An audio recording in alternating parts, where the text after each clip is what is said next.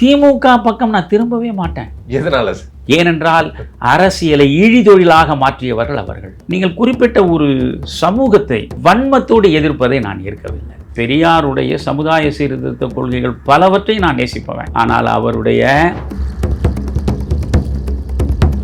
நான் அன்று தொட்டு இன்று வரை காந்தியத்தை படித்துக் கொண்டே இருப்பவன். தனி வாழ்வில் தூய்மை, பொது வாழ்வில் நேர்மை, வார்த்தைகளில் வாய்மை. அதனால இவர்கள் மீது எனக்கு எப்பொழுதுமே ஒரு பெரிய மதிப்பீடும் கிடையாது. திமுகவில் இருந்திருந்தால் நான் எம்பி ஆயிருப்பேன், எம்எல்ஏ ஆயிருப்பேன், மந்திரி ஆயிருப்பேன்.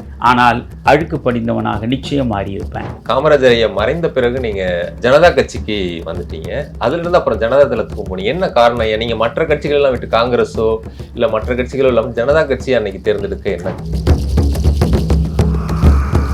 இந்தி தமிழ் அழிந்து விடும் என்கிற அச்சத்தை திராவிட இயக்கம் ஊட்டியதன் விளைவாக இந்த இந்தி எதிர்ப்பு போராட்டத்தில் நீங்கள் ஈடுபட்டீங்களே, அப்படிப்பட்ட ஆள் நீங்கள் திமுகவில் சேர்ந்துருக்கோம். நீங்கள் என்ன காங்கிரஸில் சேர்ந்தீங்க? என்னை படிக்க வைத்த என் தாய் மாமனே உன்னை காங்கிரஸுக்கு போகிறதுக்காக நான் படிக்க வச்சேன். நான் சொன்னேன் காமராஜருக்காக. நான் காமராஜர் ஒருத்தன் தான்டா யோகியன். அவர் சொன்ன வாசம் என்னன்னு காங்கிரஸ்காரனை பற்றி உனக்கு தெரியுமா? தரமே உணவாய் என்றும் Apoorva. Ashwin's Sweets and Snacks. Experience comfort, elegance, and a homely feel in our premium rooms. Perfect for spiritual trips, family stays, or business travel.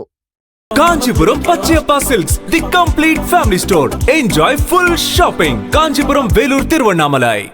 Kamarajar ஐயா மறைந்த பிறகு நீங்க ஜனதா கட்சிக்கு வந்துட்டீங்க.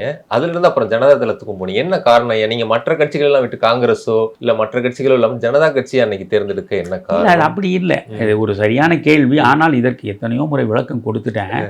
தூங்குறவனை எழுப்பினா எழுந்துருவான், தூங்குவது போல் நடிப்பவனை எழுப்பவே முடியாது உங்களால். எத்தனையோ முறை நான் சொல்லிட்டேன். நீங்கள் நிறைய கட்சி மாறி இருக்கிறீங்க. அதாவது என்னுடைய வாழ்வியலில் எந்த குறையையும் எந்த களங்கத்தையும் காண முடியாதவர்கள் இந்த ஒன்றை சொல்வார்கள். தமிழறிவணினா அவர் ஏராளமான கட்சி மாறிட்டார். நான் என்ன சொல்கிறேன், நான் 1967 பெருந்தலைவர் காமராஜர் காலடியில் விழுந்து நான் காங்கிரஸ்காரன் ஆனேன். என்னிடம் சிப்பிப்பாறை ரவிச்சந்திரன் இருக்கார் இல்லையா, மதிமுகவில் நாடாளுமன்ற உறுப்பினராக இருந்தவர். அவர் ஒரு முறை என்னிடம் கேட்டார், 1965 நீங்கள் பியூசி படிக்கிற பொழுது இந்திய எதிர்ப்பு போராட்டத்தில் மிக கடுமையாக ஈடுபட்டீர்கள்னு என்னிடம் சொல்கிறீங்க. நான் தெருவாக அதை செய்திருக்கேன். அது ஒரு பெரிய கதை. இந்திய போராட்டத்தில் அந்த நேரத்தில் அப்போ சோரெல்லாம் எழுதுவேன். கக்கா நீ சுடுவதற்கு நாங்கள் என்ன கொக்கா. அப்போ கக்கன் தான் உள்துறை அமைச்சர் இருந்தார். அப்போ கக்கன் எப்பேற்பட்ட எளிய அரிய மனிதர் என்பதெல்லாம் தெரியாது அந்த மாணவ பருவத்தில். அது மாதிரிலாம் எழுதுவேன். இந்தி தமிழ் அழிந்து விடும் என்கிற அச்சத்தை திராவிட இயக்கம் ஊட்டியதன் விளைவாக எனக்கு எந்த அரசியலும் அப்பொழுது கிடையாது. அன்று தொட்டு இன்று வரை தமிழின்பால் எனக்கு எல்லையற்ற காதல், தமிழ் இனத்தின்பால் எனக்கு எல்லையற்ற காதல் உண்டு. ஆனால் இந்த மொழியையும் இந்த இனத்தையும் பயன்படுத்தி 10 காசு சம்பாதிக்க வேண்டும், இதில் அரசியல் செய்து பிழைக்க வேண்டும் என்கிற ஆசையெல்லாம் எனக்கு அறவே கிடையாது. அதை ஒருபோதும் செய்ய மாட்டேன். அதனால் இந்த இந்தி எதிர்ப்பு போராட்டத்தில் நீங்கள் ஈடுபட்டீங்களே, அப்படிப்பட்ட ஆள் நீங்கள் திமுகவில் சேர்ந்துருக்கோம். நீங்கள் என்ன காங்கிரஸில் சேர்ந்தீங்க? என்னை படிக்க வைத்த என் தாய் மாமனே தீவிரமான திராவிடர் கழகத்து மனிதர். அவர் பெரியாருடைய அரும் தொண்டர். அவர் பெரியாரை போலவே கருஞ்சட்டை அணிந்து கொண்டு பெரியாரை போலவே தாடி வைத்துக் கொண்டிருப்பார் சாகும் வரையிலும். அவன் வீட்டில், அந்த வீட்டில் தான் என் தாயும் அவரும் இருந்தது. நான் அந்த வீட்டில் தான் பிறந்தேன்.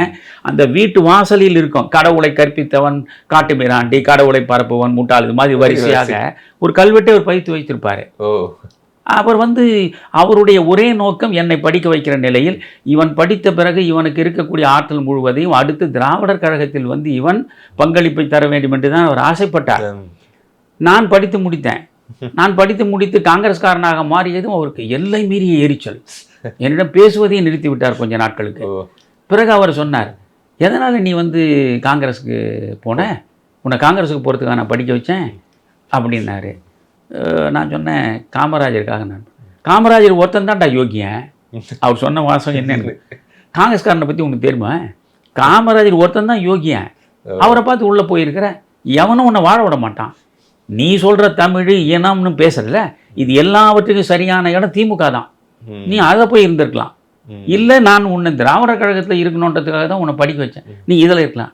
நான் சொன்னேன் திராவிடர் கழகத்தில் இருக்கலாம், பெரியாருடைய சமுதாய சீர்திருத்த கொள்கைகள் பலவற்றை நான் நேசிப்பவன், ஆனால் அவருடைய கடவுள் மறுப்பை நான் ஒரு நாளும் ஏற்றுக்கொள்ள மாட்டேன்.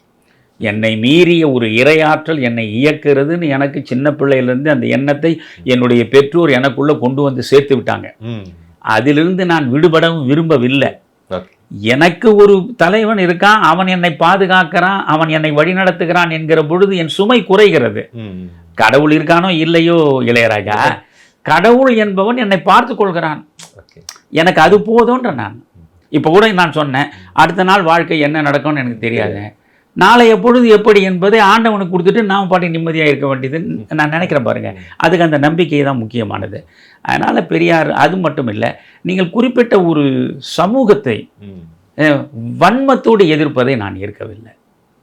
நீங்கள் பிராமண சமூகத்திற்கு எதிராக ஒரு கட்டத்தில் பிராமணர்கள் வந்து அவர்கள் ஆதிக்க மனோபாவத்தோடு இருந்திருக்கலாம், அவர்கள் பல வகையில் வந்து மக்களை ஒடுக்கி இருக்கலாம், அதெல்லாம் 100 ஆண்டு வரலாறு. அது இன்றைக்கு எவ்வளோ மாறி போச்சு. நான் இதெல்லாம் படித்து முடித்து ஆசிரியர் பணிக்கும் போன நிலையில் தான் இவ்வளவு விவாதங்களை ஒன்றும் செய்திருக்கிறேன். இப்பொழுதும் நீங்கள் பழையதை பிடித்து தொங்கிக் கொண்டு நீங்கள் ஒரு குறிப்பிட்ட சமூகத்திற்கு எதிராக வெறுப்புணர்வை ஊட்டுவது எனக்கு பிடிக்காது. அதனால் பெரியாரை நான் மதிக்கிறேன். அவர் இல்லை என்றால் இன்றைக்கு இந்த ஒடுக்கப்பட்ட மக்கள், தாழ்த்தப்பட்ட எளிய ஏழை மக்கள் எல்லாம் இந்த நிலைக்கு வந்திருக்க முடியாது. அதெல்லாம் சரி. ஆனால் அது ஒரு குறிப்பிட்ட சமூகம் அதுவே விழுந்துருச்சு, அது செல்வாக்கை இழந்து விட்டது. மீண்டும் மீண்டும் செத்த பணத்தை சவுக்கால் அடிப்பது போல் நீங்கள் தொடர்ந்து செய்வது எனக்கு பிடித்தமானது இல்லை. அதனால் என்னால் பெரியாரிடம் வருவது. திமுக பக்கம் நான் திரும்பவே மாட்டேன். எதனால? ஏனென்றால் அரசியலை இழிதொழிலாக மாற்றியவர்கள் அவர்கள். என் கருத்து அதில் இன்று வரை மாற்றமே இல்லை. கலைஞர் கருணாநிதியிலிருந்து அண்ணாவிலிருந்து தொடங்கி, கலைஞரில் இருந்து தான். நான் படித்த காலத்தில் 67-6 தான் நான் மாநில கல்லூரிக்கு போகிறேன். அப்போல்லாம் எனக்கு அரசியல் கிடையாது. 67 நான் ஏன் காமராஜரிடம் போய் சேர்ந்தேன் என்பதுக்கு கண்ணதாசனுடைய கவிதை தான் காரணம். போன பதிவில் நான் உங்களுக்கு சொல்லியிருக்கேன் நினைக்கிறேன். அதனால் ஆண்டி கையில் ஓடி இருக்கும் அதுவும் உனக்கு இல்லையேன்னு சொன்னான். இப்படி ஒரு ராஜரிஷி நம் கண் முன்னால் வாழுகிறாரே, இப்படி சகலத்தையும் துறந்து விட்டு சன்னியாசி கோலத்தில் ஒரு அரசியல் துறவியாக ஒருவர் இருக்கிற பொழுது அவர் விழுந்து விட்டார் என்கிற நிலையில் அவருக்கு ஆதரவாக இருக்க வேண்டும் என்பதற்காக நான் போனேன். புரிகிறதா? நான் காந்தியை படித்தேன், காமராஜரை கண் முன்னால் பார்த்தேன். மக்கள் நலனுக்காக வாழ்வது தான் வாழ்க்கை. பொது வாழ்க்கைக்கென்று என்னென்ன பண்பு நலன்கள் என்று காந்தியம் எனக்கு கற்றுக் கொடுத்திருக்கிறது. நான் அன்று தொட்டு இன்று வரை காந்தியத்தை படித்து கொண்டே இருப்பவன். தனி வாழ்வில் தூய்மை, பொது வாழ்வில் நேர்மை, வார்த்தைகளில் வாய்மை, இந்த 3ஐயும் கடைபிடிப்பவன் தான் பொது வாழ்க்கையில் இருக்க வேண்டும். இந்த 3மே இல்லாமல் இந்த பொது வாழ்வை அசுத்தம் பிடித்த குப்பையாக மாற்றிவிட்டவர்கள் திராவிட கழகத்தை, திராவிட இயக்கத்தில். திமுகவை மட்டும் நான் சொல்ல மாட்டேன், திராவிடர் கழகத்திலிருந்து திராவிடர் கழகத்தை பற்றி வேண்டாம். ஏனென்றால் அவர்கள் அதிகாரத்தை நோக்கி வந்தது இல்லையே. நீங்கள் திமுக அதிமுக அதில் ஒன்றும் மாற்றமே எனக்கு கிடையாது. அதனால இவர்கள் மீது எனக்கு எப்பொழுதுமே ஒரு பெரிய மதிப்பீடும் கிடையாது. ஒரு நாளும் நான் திமுகவில் போய் சேர வேண்டும் அப்படின்னு நான் நினைத்ததும் கிடையாது. எத்தனையோ பேரிடம் சொல்லியிருக்கிறாங்க, உன்னுடைய தமிழ் ஆற்றலுக்கு, உன்னுடைய தமிழ் எழுத்துக்கு நீ இருக்க வேண்டிய இடம் திமுக கிடையாது. திமுகவில் இருந்திருந்தால் நான் எம்பி ஆகியிருப்பேன், எம்எல்ஏ ஆகியிருப்பேன், மந்திரி ஆகியிருப்பேன். ஆனால் அழுக்கு படிந்தவனாக நிச்சயம் மாறியிருப்பேன். ஏனென்றால் நீங்கள் எப்பொழுது ஒரு பழமொழி உண்டு, be a Roman when you are at ரோம்னு. நீங்கள் ரோமாபுரியில் இருக்கிற பொழுது ரோமானியனாகத்தான் இருக்க வேண்டும். நீங்கள் மாறி இருந்தால் அங்கே நிற்க முடியாது. நீங்கள் இந்த அழுக்கு பிடித்த அரசியல்வாதிகளாக மாறிவிட்ட இவர்களுக்கு நடுவே நீங்கள் சுத்தம் பேசிக்கொண்டு நிற்க முடியாது. புரிகிறதா? ஒன்று, நீங்கள் அழுக்கை ஏற்றுக்கொள்ள வேண்டும், அவர்களைப் போல நீங்கள் வாழப்பழக வேண்டும். இல்லை என்றால் அவர்களால் நீங்கள் விலக்கப்படுவீர்கள். அதனால் எனக்கு அந்த கட்சியில் அது நான் கடுமையான விமர்சனங்களை வைக்கவில்லை. ஏனென்றால் இப்போ நான் அரசியலை விட்டு வெளியே போகிறேன். ஆனால் எனக்கு இந்த அரசியல் பெரும் குப்பையாக போய்விட்டது. இனி இதில் போய் உழன்று என் எஞ்சிய காலத்தை மீண்டும் மீண்டும் விரயமாக்குவது வேண்டாம் என்பது தான் எனக்குள்ளேயே தொடர்ந்து நிழலாடி கொண்டிருக்கிறது. இவர்கள் கடும் விமர்சனங்களை கூட இனி நான் வைக்க விரும்பவில்லை. நீங்கள் கேட்டதனால் நான் சொன்னேன். தரமே உணவாய் என்றும் Apoorva. Ashwin's Sweets and Snacks. Experience comfort, elegance, and a homely feel in our premium rooms. perfect for spiritual trips, family stays, or business travel. Kanchipuram Pachaiyappa silks the complete family store. Enjoy full shopping. Kanchipuram, Vellore, Tiruvannamalai.